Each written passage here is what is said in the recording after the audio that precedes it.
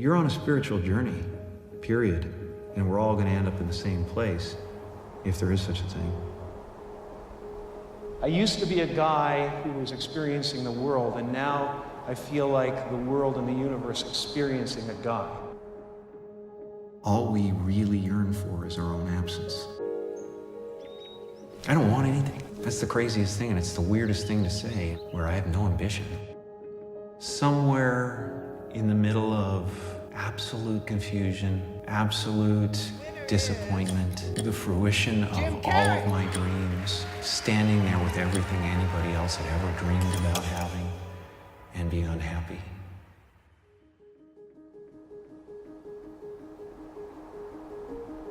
You know, it's not Jim Carrey who can walk down the street just you know, doing anything he wants to and get away with it because nobody knows you.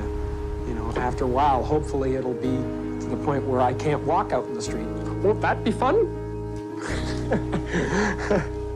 where it'll be impossible to walk anywhere without being recognized. You're supposed to say, you know, we're important. You're supposed to say, it's all going to be all right.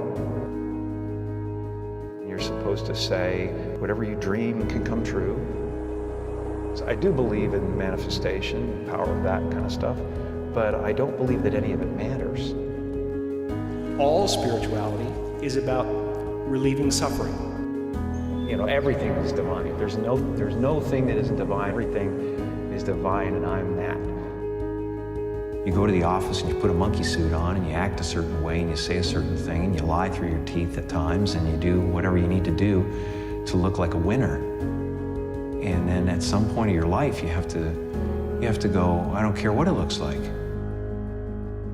And I'm gonna face the abyss of not knowing whether that's gonna be okay with everybody or not. The feeling of wholeness is a different feeling than meanness. I don't exist, so they're all characters that I played. I played the guy that was free from concern so that the people who watched me would be free from concern. Just like the movie, they try to drown you in the middle of that abyss. They go, no, be the other guy. You told us you were this guy. You know, no one can live with that forever. They're like, I don't want to be me either, you know? And I go, well, look, great, because you never have been. I mean, it looks great when you got a cool car and you got nice clothes and you've done something that people admire. It's not where happiness comes from. Everybody walks around and they go like, why am I depressed? Well, it's because you're trying to be something for the world. And as soon as you let that go, better things happen. And I wondered, who is it that's aware that I'm thinking? And suddenly I was thrown into this amazing feeling of freedom. I was no longer a fragment of the universe, I was the universe. Depression only happens when you're playing a character. So when I tried to go back and play Jim Carrey, I got depressed. You're going to have to either let that creation go and take a chance on being loved or hated, or you're going to have to kill who you really are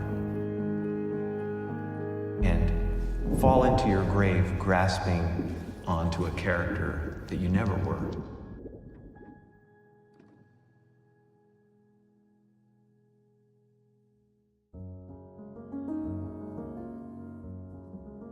My father was not only the funniest man in the room, but he was a fantastic saxophone player. And before I was born, he had an orchestra in Toronto. But, you know, in order to be something special, you had to leave Canada and come down to the States and prove yourself in the States. He was a little bit afraid of that transition, and also he had a family to take care of, so he became an accountant. And as time wore on, it wore him down, and he got a little bit bitter, especially when he lost his job when he was 51. That really broke him. Not only was he compromising to raise a family, but when you compromise and you fail, it really hurts. It hurts even more and failing at what you love. So many of us choose our path out of fear disguised as practicality. What we really want seems impossibly out of reach and ridiculous to expect, so we never dare to ask the universe for it. I'm the proof that you can ask the universe for it. I would visualize things coming to me that I wanted or whatever. At that time, all it really was for me was making me feel better. I would drive home and think, well, I do have these things. They're out there. I just don't have a hold of them yet, but they're out there. But it's important, especially for me, I would never show up anywhere if I didn't understand that everyone was broken in some way. Because ultimately, we're not the avatars we create. We are the light that shines through.